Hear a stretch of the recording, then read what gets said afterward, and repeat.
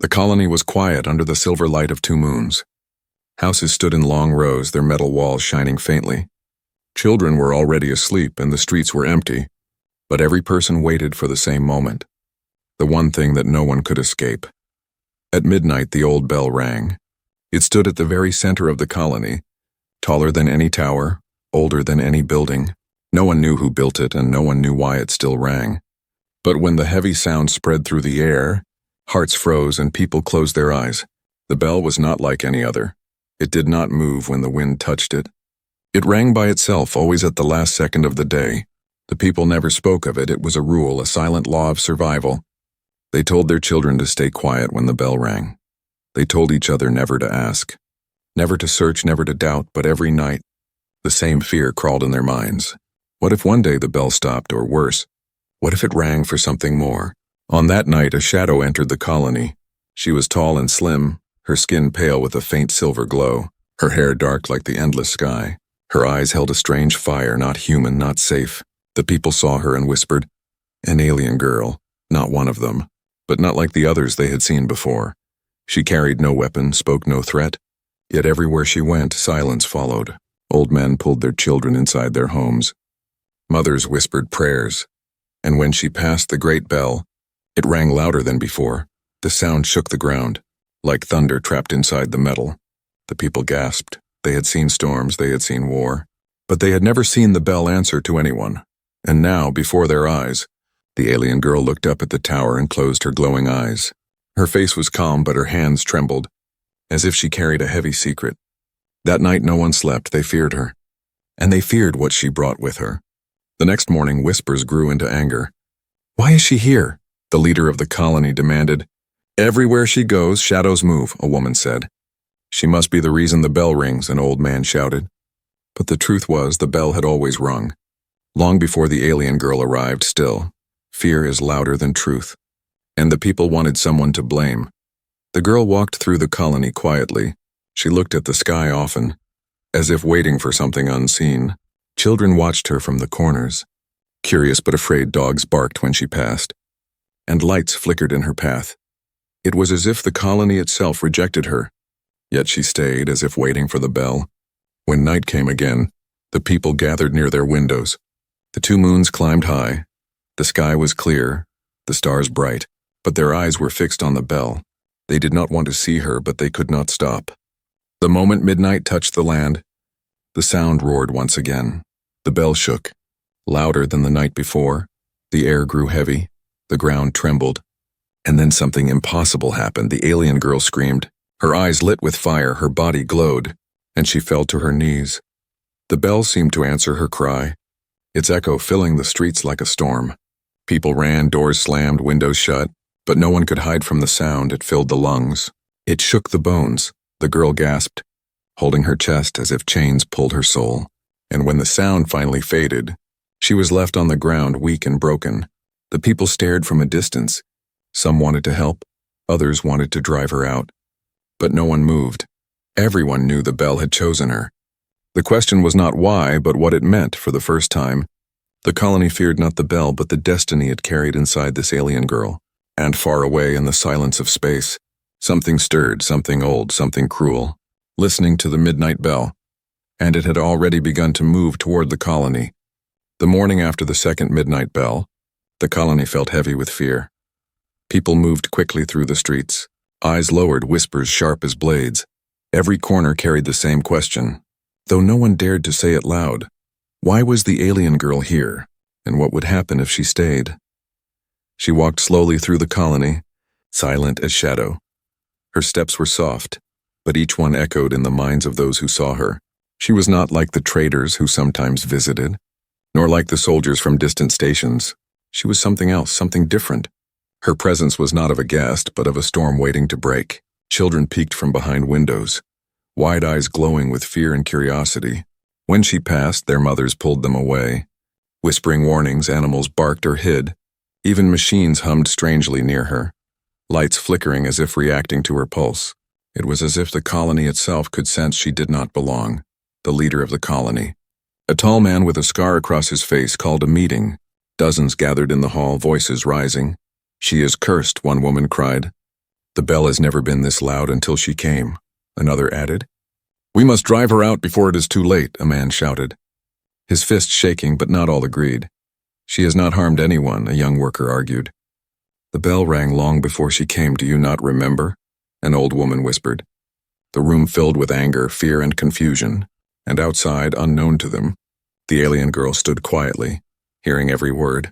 She had no name in their tongue, but in her own mind she remembered being called Sira. Her world was gone, burned into ash long ago, and though the humans saw her as a curse, she carried a secret heavier than their fear. Each night when the bell rang, she felt her heart being pulled by invisible chains. It was not just sound to her, it was a command, a reminder of something hunting her across the stars. At nightfall, she sat by the edge of the colony. Near the silent fields, the moons glowed above.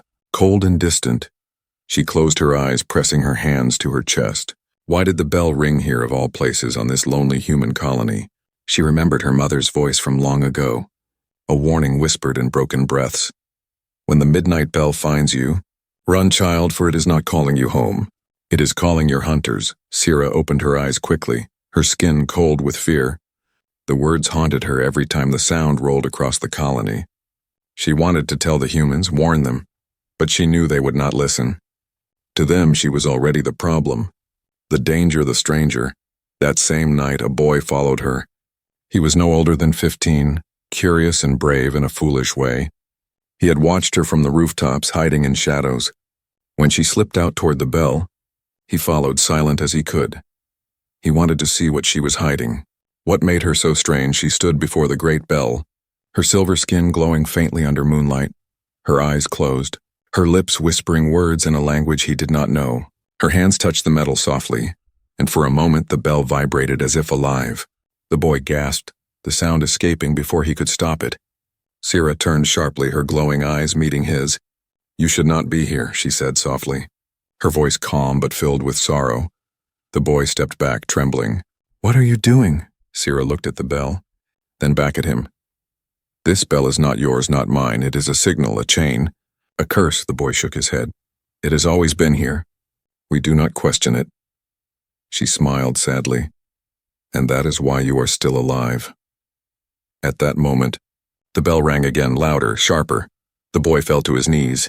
Covering his ears, Sira screamed, her body glowing, her voice mixing with the sound. The boy saw her fall, her hands clutching her chest as if something inside her was tearing apart. The bell's echo rolled through the colony, and lights across the streets flickered. People rushed outside, staring at the tower, staring at the alien girl on the ground. When the sound faded, silence returned. Sira lay weak, her breath heavy, her eyes glowing faintly. The boy stood beside her, fear and pity in his heart. She is not a curse, he shouted to the people who gathered. She is the one suffering, not us. But the crowd only whispered louder, their fear stronger than truth. And in the deep black sky above, far beyond the moons, shadows moved. Ships older than memory stirred in silence. The midnight bell had reached them, and they were already on their way. The colony was restless after the second night. Rumors moved faster than the wind, carrying fear from door to door. Some said the alien girl had cursed the bell. Others whispered she was fighting it. No one could agree, yet all of them felt the same heavy truth. Something dangerous was coming. The boy who had followed her to the tower could not sleep. Her scream still rang in his ears. Her glowing body burned into his memory. He could not forget the way the bell answered her. He told himself he should be afraid, he should stay away. But curiosity pulled at him like gravity, stronger each hour. On the third night, he returned to the tower. He hid behind the broken fence, waiting. The moons hung high, cold and white, and just as before, the alien girl appeared, her steps soft, her eyes tired. As if she carried the weight of 1,000 nights, she did not touch the bell this time. Instead, she sat before it, staring at the sky. Her lips moved in a whisper, but this time the boy heard her words clearly. They are coming, she said to herself. The bell will not stop until they find me. The boy's heart jumped. He stepped forward before thinking. Who is coming? He asked, his voice breaking the silence. She turned, startled, but did not run. Instead, she looked at him with tired eyes. You should not be here, child, she whispered. But he stood his ground. I want to know. Tell me the truth. Her eyes softened, and for the first time, She smiled, not with joy but with sadness. "My name is Sira," she said quietly. "I was born on a world far from here. A world now gone." The boy frowned. "Gone." "Yes," she whispered. "Destroyed, burned, erased by the ones who follow the bell." She lifted her hand, and the boy saw a scar glowing faintly across her wrist. "It began with the same sound, the midnight bell, ringing across our skies," she said. "My people thought it was a warning, a call to protect ourselves." Her voice shook, her eyes distant as if reliving the memory. But the truth was worse. It was never a warning. It was a signal. The boy leaned closer. His breath caught. "A signal for what?" he asked. Her gaze hardened. "For hunters." The word hung in the air like poison. "They are not men, not machines, but something in between. Ancient and cruel," she continued. "They do not conquer, they do not rule, they hunt." The boy shivered. "And the bell calls them." She nodded slowly, her eyes lowering. "When it rings 7 times, they will come to the place where it echoes." The boy's stomach tightened. "It has already rung twice louder than ever before." Sira closed her eyes. "Then we do not have long." The truth was like a knife. The boy wanted to deny it, but deep inside he knew she was not lying. The bell's sound had always carried fear, but now it carried meaning. Every night was a countdown, every echo a step closer to doom. "Why does it follow you?" he asked in a small voice. Her hands shook, her shoulders trembled. "Because of me," she whispered. "I was born when the bell rang on my world. My life is bound to its sound." She pressed her hand to her chest. "I am the key they hunt, the one who escaped." The boy's eyes widened. "If they find you here, they will not spare this colony." She finished for him, her voice heavy with sorrow. The boy stood frozen, the wind cold on his skin. He understood now why the people feared her. She was not just a stranger. She was a danger tied to something far greater. Yet as he looked at her weak, broken figure, he felt something else. Pity. She had lost her home, her people, and now she carried the curse of the bell alone. A sudden sound broke the night. The bell groaned before midnight. Shaking the ground, both of them turned sharply, fear rushing through their veins. It had never rung early before. Its sound rolled like thunder, deeper, darker. The boy dropped to his knees, clutching his ears. Sira screamed again, her body glowing like fire. The tower shook, and sparks shot through the sky, and then it stopped, leaving silence that felt like a blade across the throat. Sira fell to the ground, gasping. "They know," she whispered. "They know where I am."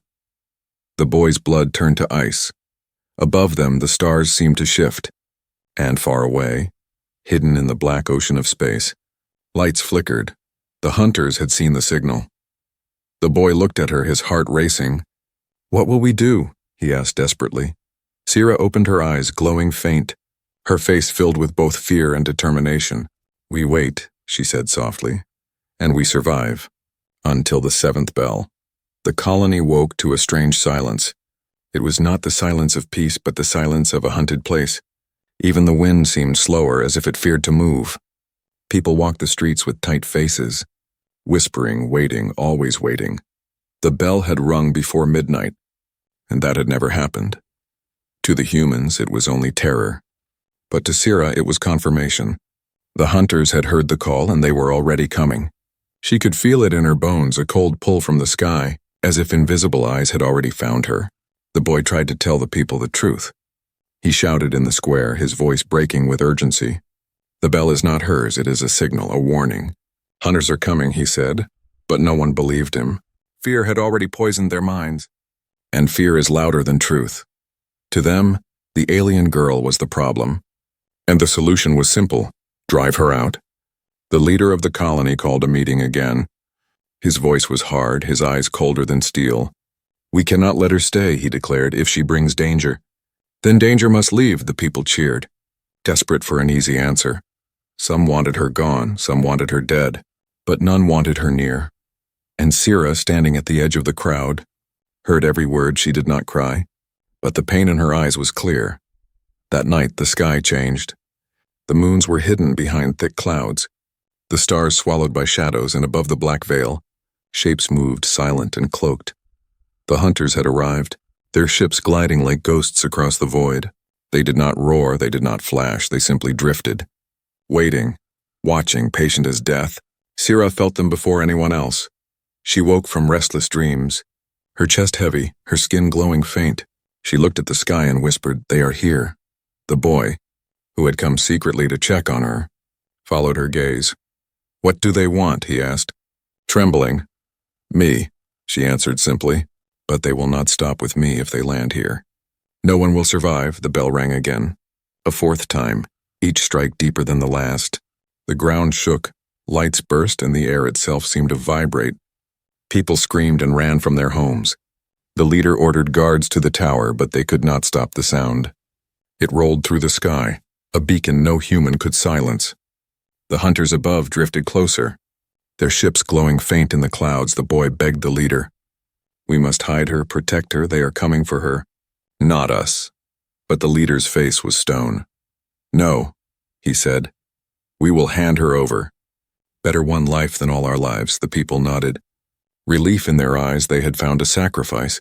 A way to shift their fear. Sira stood in silence. Hearing their decision, her heart ached. But she did not argue. She knew this was always her fate. Yet deep inside, another voice whispered, her mother's words carried from her dying world, "The bell is not only a curse, child. It can also be a weapon, if you learn to listen." But she did not yet understand, and the hunters were already near.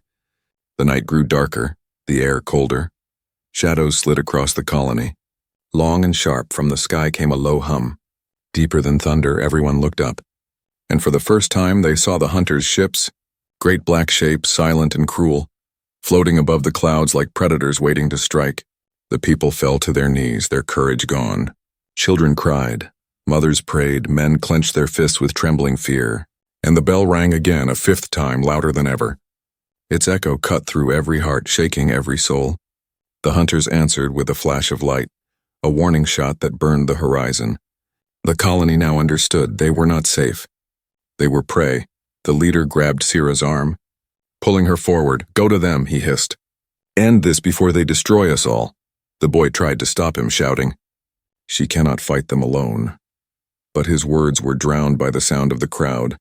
Desperate for hope, desperate for survival, they pushed her toward the gates, their eyes filled not with pity but with fear. Sira stumbled, her hands shaking, her breath shallow. She looked once more at the boy, the only one who still believed her. Her voice was soft, trembling. "If I go to them, you will all die anyway." But no one listened. The gates opened, and the hunter's shadows stretched across the ground, long fingers reaching for her. She stepped outside the walls. The cold night swallowing her, the ships above lowered, their black hulls glowing with strange symbols. The boy ran after her, shouting her name, but the gate slammed shut behind him, and as the bell rang once more, its sixth toll shaking the earth, the hunters began to descend. The colony gates shut behind her with a sound like final judgment. The alien girl, Sira, stood outside alone, her body trembling under the weight of countless eyes staring from the walls. The boy pounded on the gates, shouting for them to open, but his voice was lost in the roar of fear and desperation. The people had chosen their path, and it was betrayal. Above, the hunters' ships hovered like dark gods. Their shadows stretched across the land. Swallowing fields and mountains, lights flashed along their hulls, strange symbols burning like fire. A low hum filled the air, crawling through bones, pressing down on every breath. The humans inside the walls covered their ears, but Sira felt every note deep in her chest. The bell inside the colony tower groaned, answering the sound. Its voice heavy and cruel, Sira lifted her head, her glowing eyes meeting the sky. She did not run, she did not scream. She stood still, waiting. A beam of pale light fell upon her, surrounding her like a cage. Her body froze, locked in chains of energy. The hunters had taken her without a word. Without a fight, the crowd on the wall gasped. Some cheered, others wept. The leader whispered, "It is done. We are safe now." But deep inside, the boy knew it was a lie. The ships lowered closer, their hulls groaning like old iron. From the light emerged shapes, tall and twisted, the hunters cloaked in black armor, their faces hidden behind silver masks. They did not walk like men. They glided across the ground, silent, sharp, unstoppable. Their hands reached for Sira, and though she struggled, the chains of light held her tight. The boy screamed her name, but the gates held him back. The hunters turned their masked faces toward the colony. The people trembled, pressing back against the walls. For a moment it seemed they would strike. burning everything in their path, but instead they ignored the humans. Focusing only on Sira, to them the colony was nothing, mere insects in the shadow of the hunt. Their prey was all that mattered, and she was already caught. The bell rang again. The sixth toll rolling through the air, the sound blended with the hum of the hunters, the two voices forming one terrible song. Sira screamed, her body glowing with pain. She felt the chains dig into her soul. Pulling at her life, her knees hit the ground. Her hands shook, but deep inside she remembered her mother's words. The bell is not only a curse, it can also be a weapon. If you learn to listen. Her head fell forward, and the hunters dragged her toward the beam of light. But in the crack of her pain, she felt something new. The bell's sound was no longer only chains, it was also a rhythm, a beat, a pulse. She closed her eyes and listened, not to the hunters, not to her fear, but to the voice hidden beneath the sound. For the first time, she realized the bell was alive. Not a machine, not a curse, but a guide. Its voice spoke to her in silence, telling her to wait, to endure, to awaken inside the colony. The people watched in silence. The leader stood tall, pretending to believe they were safe, but already, cracks of doubt spread through the crowd. If the hunters only wanted her, why had they not left? Why did they stay? Fear twisted into guilt, but it was too late. The betrayal was done. And Sira was in chains. The boy refused to give up. He slipped away from the gates, running along the outer wall. He would not leave her. He could not.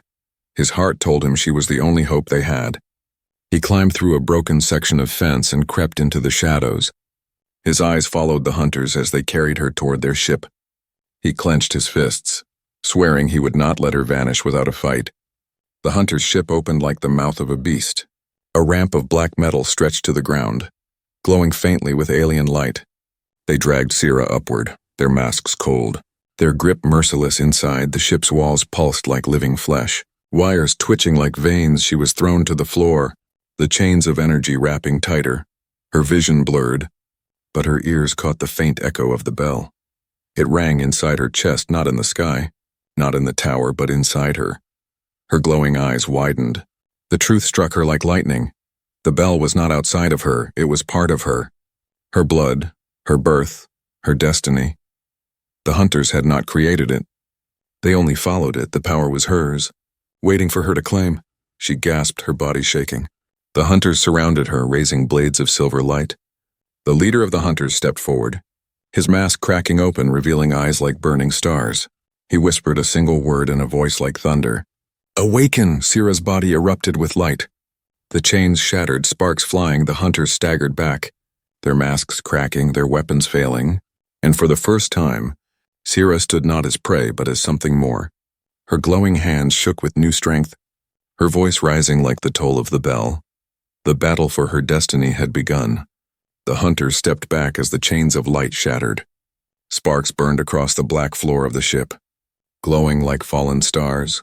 For the first time since her capture, Sira stood tall, her body shining with silver fire. Her glowing eyes locked onto the masked figures, and for the first time they hesitated.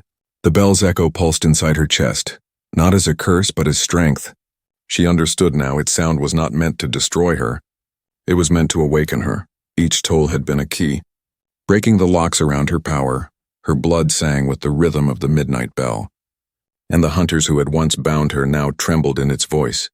The leader of the hunters raised his blade, his burning eyes narrowing. He spoke a word in a language older than stars. The other hunters moved forward, weapons glowing with sharp light. But Sira lifted her hand, and the sound of the bell thundered from her body. It shook the ship, tearing cracks in the walls. The hunters staggered, their weapons flickering, their armor groaning under the weight of the sound.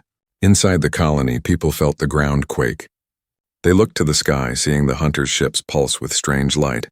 Fear turned to awe as they realized the alien girl was fighting back. The boy shouted from the shadows, "She is not our curse. She is our shield." But the leader of the colony clenched his jaw, afraid to admit the truth. Back inside the ship, the battle raged. Sira moved like lightning, her hands glowing, every strike filled with the toll of the bell. The hunters were fast, but she was faster, their weapons sharp, but her voice sharper with every cry. The sound of the bell rolled out, cracking their masks, breaking their armor. One fell, then another, their silver eyes fading into darkness. The leader of the hunters roared, his blade cutting through the air. Sira caught it with her bare hands, the metal hissing as it met her fire. "You hunted my people," she whispered, her voice trembling with rage. "You followed the bell across the stars and you killed them all." The hunter's burning eyes glared at her. "You are the last," he hissed, "and you will fall as they did." But Sira's body burned brighter, the bell's voice rolling through her veins. "I am not the last," she answered. "I am the first of something new." The hunters lunged at her again, dozens of them, their shadows filling the ship. But the bell tolled within her, louder, stronger. Her body exploded with silver light, a storm of sound and fire. The hunters were thrown back, their weapons shattering, their screams swallowed by the echo. The walls of the ship cracked, black metal peeling like bark. Through the openings, the night sky poured in, and the colony below saw the blaze above. People gasped, their fear breaking into wonder. Children pointed to the sky, eyes wide. The boy cried out with joy. She is fighting them. She is winning. Even those who had betrayed her fell silent, their shame heavy as stone. They had given her to the hunters, yet she fought to protect them still. But Sira felt the weight of the battle pressing on her bones. The power of the bell was vast, but it was heavy, burning through her body. Each toll shook her soul. Each burst of fire left her weaker. She knew she could not hold it forever. The hunters too knew this. And though many had fallen, more pressed forward. Their leader still stood, his eyes burning brighter, his voice sharp with hate. "You cannot stop us," he said, raising his blade again. "You are only one. We are endless." Sira's body trembled, sweat burning her skin. But she lifted her head, her voice clear. "Then I will fight endless with endless," she whispered. She pressed her glowing hands to the ground. The sound of the bell burst from her chest, rolling like thunder. It spread through the ship, through the sky, through the colony below. The midnight bell rang, not from the tower, but from her, louder than it had ever been. The sound shook the hunters, breaking their ranks, their ships groaning under the weight of the echo. The people in the colony fell to their knees, not in fear, but in awe. They realized then that the bell was not their curse. It was her gift, and though she was not one of them, she was their protector. The boy shouted again, his voice carrying through the crowd. "She is our hope," he cried. "Not our doom," but even as victory seemed near, the bell tolled once more, a seventh time. Its sound rolled across the stars, further than sight, further than imagination. Sira froze, her heart pounding. She had awakened, but the seventh toll was not hers alone, far beyond the colony. Far beyond the hunters she fought, more shadows stirred. The seventh toll had called something greater, something older, something far worse. The leader of the hunters smiled through his broken mask. "You are awake," he whispered, "but now so are they." The seventh toll rolled across the sky, louder than storms, heavier than mountains. Every wall in the colony shook. Every window cracked, every heart froze. It was not just sound, it was power, old and infinite. A voice that belonged to no single world. The people covered their ears, but the echo lived inside their bones. Sira staggered in the broken ship, her body burning with fire. She had fought the hunters. She had broken her chains, but the seventh toll was different. It was not her voice, it was not her call. It was something larger, older, darker. She felt it like a second heartbeat, pounding in the distance, approaching fast. The hunters who still stood lifted their heads. Their burning eyes glowed brighter, their voices whispering in one terrible chant. "They are coming," they said together. "The true masters of the bell." The leader smiled, even as his mask cracked, blood shining on his face. "You thought you were the end," he hissed at Sira. "But you are only the beginning." The ship trembled, metal screaming as if it were alive. Through the cracks in the hull, the people of the colony saw the stars shift. New shadows appeared, larger than the hunters' ships, stretching like mountains across the void. They were not hunters. They were something worse, the ones who had created the hunt. The keepers of the bell. Sira's legs weakened. Fear flooding her chest, her mother's words returned, whispering from memory. "The bell is not a curse. Child, it is your birthright. It will test you. It will break you, but it will also make you whole." She realized then what destiny meant, not to escape the bell, not to silence it, but to master it. If she failed, the colony would burn, and the stars themselves might follow. The boy's voice called from below. Breaking through the chaos, "Sira," he cried. "Do not give up, they fear you, I can see it." His words lit something inside her, A spark she thought she had lost. She was not alone, not anymore. These humans had betrayed her, yes, but they had also given her something her people had lost. Hope. She rose again, her body glowing brighter than before. The bell tolled within her chest, not as chains, not as commands, but as choice. Her voice joined it, her scream blending with the sound. The broken ship exploded with silver light, the hunters thrown into the air like dust. The leader tried to strike her one last time, but she caught his blade and shattered it like glass. With one hand she crushed his mask, and with his final breath he whispered, "They will still come." Above, the great shadows drew closer. The sky split with fire as their vast ships descended. Each one bigger than cities, the colony trembled. The people holding each other, waiting for the end, but Sira stepped forward, her silver fire spreading like wings. She lifted her hands and the bell answered, its sound rolling not from the tower, not from the ground, but from her very soul. The seventh toll became hers, her voice, her will. The shadows paused, the great ships trembling.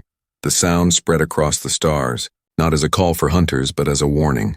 Sira's glowing eyes blazed, and she spoke in a voice filled with thunder. "I am no longer your prey," she said. "I am the bell, I am the voice. And you will not touch this world."